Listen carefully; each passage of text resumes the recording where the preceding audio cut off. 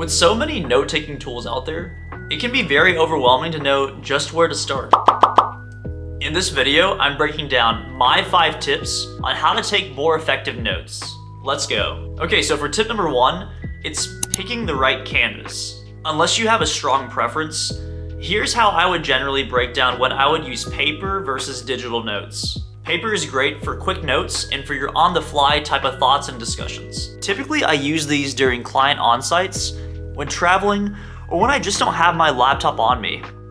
I prefer to take notes digitally, and here's mainly why I prefer digital notes. For one, digital notes are synced and saved. Having that transferability and that peace of mind with knowing that your notes are backed up, it's a huge relief in my eyes. I also like how you're able to easily format and configure your digital notes. Generally with notes that I take, I need to send those out to either my internal teams or to my clients. With digital notes, I don't need to type them again after writing them down, and it saves me an extra step and saves me time as well. Okay, so tip number 2 is priming your notes. Whether you're taking notes for your internal teams, your client executives, or just writing down your mother's potluck recipe, I highly recommend priming your notes so that they have a nice organizational structure to them. For example, if this is a client meeting about construction and you're the note taker, I recommend breaking down your notes into topics with the information that you think will be most useful. So for example, breaking down the attendees, including their roles and positions, the agenda, which really means what is the point of this meeting? Building a new house from scratch, for example. For action items, who is doing what,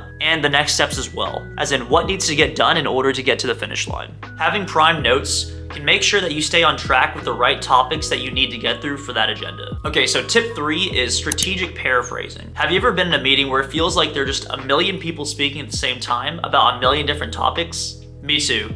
And there are times when you can't just get every single detail down, so here's what you should focus on. To keep it really simple, I ask myself these 2 questions before writing down the note. The first of which is, why do I care to write this down? And then the second point is, what are the details that actually matter? So for question number 1, this is really thinking about what the main point is. Why are you writing this down? Will you need this information for later? Is this a decision point that you need to record? Thinking about the main reason for the why can keep yourself focused from writing all the other things that don't really matter. The same goes for question number 2 with focusing on the details. Not every detail is important, and it all depends on the context of your meeting and situation. So for example, in your construction meeting with the client, your focus is on building the house from scratch. Let's say teams are going through their checklist of materials. I would honestly focus on recording the materials that need to be added or changed from the list and the quantities or reasons why. Realistically, you don't need to write down any information that's already on that checklist or that folks already have. What you should care about is the changes or any additions that may not be recorded down.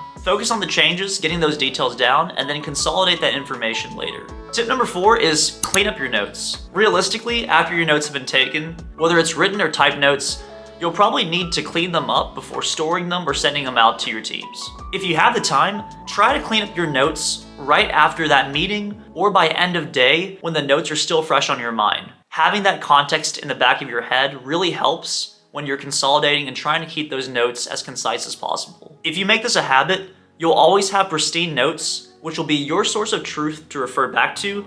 And trust me, your teams will love you. And last but not least, tip number 5, we briefly touched on this, but it's to be concise with your notes. Less is more when it comes to sending out information. If you're storing it, you can include all the details that you want. When it comes to sending out your notes, really think about the audience that you're presenting to. At the executive level, your notes should be super refined, so very short dot points or bullet points that get straight to the point. With sending out my notes and follow-up action items, I like to structure them in the following way. The first question I ask is, why do we care? And this leads up into, what is the impact? Typically, these questions help with sending out updates or general wins throughout the week. The second of which is, why do we care? And this leads to, what is the next step? So for the why do we care and how this leads to the next step, this is really for getting through any risks, issues, or any changes for the project. The most important thing about any type of risk or issue is that you call them out early on, and you also address what the next step or what the next course of action is to get through it. So that concludes my main tips on how to become a more effective note taker. Thanks for watching. Comment below the tips that you use,